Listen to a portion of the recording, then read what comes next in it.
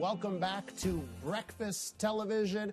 Well, the time now to talk about debt, because Canadians they've got record levels of debt. Absolutely. This can cause a lot of strain on a relationship. Joined now by Ron Gagnon. He's the Senior Vice President of BDO First Call Debt Solutions. Thanks for joining us this morning.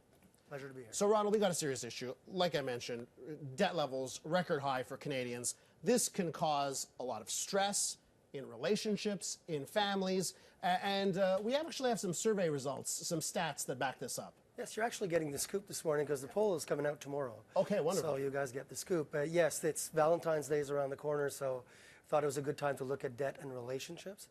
And there are a lot of issues there, as over 50% of Canadians do have issues with debt within a couple. So what did you see out of this survey? What are the biggest pet peeves when it comes to finances in a relationship? A lot of them are overspending, credit card debt. Mm-hmm. That's really one of the big issues that's out there. Those are the two that really stick out. So what are the things that perhaps spouses are keeping from each other? Is that a big problem here? Are there secrets that aren't being shared between spouses? It's a generation thing, mind you, because the millennials are a lot more open than the boomers are, and the Gen Xers are somewhere in between. So yes, but there are at least 23%, I believe to be precise, of people that do not talk about debt and hide stuff from their spouse. And how should couples deal with it? What are the steps that a couple needs to take in order to deal with debt levels? Well, you have to be open and honest, and you have to communicate. I mean, you have to work at the problem as a couple, work at it together, and that's how you're going to get out of it quicker, really. And what advice do you have to a couple that wants to build for their future? Perhaps they're in debt right now. How do they get out of that debt and start focusing on the future?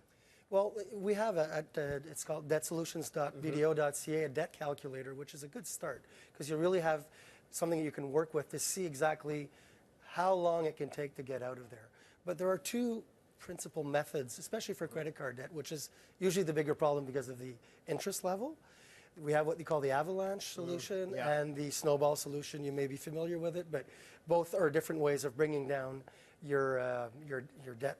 And of course, the credit card debt, you mentioned the interest level, that's really high. But let me ask you, when a couple comes to you and they're in trouble, are they better off than they really think, or are they worse off than they really think? In general, they're worse off than they think.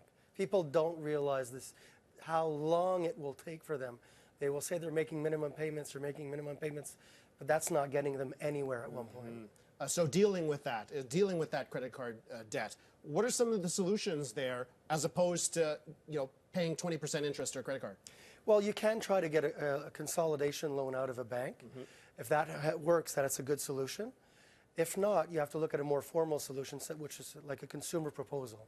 We are doing a lot of those now. Instead of going bankrupt, the person can avoid that by making a debt repayment plan over 5 years. And obviously, you want to avoid bankruptcy, right? That can have significant ramifications for the rest of your future, right? Of course. I mean, that's the worst solution or the last resort.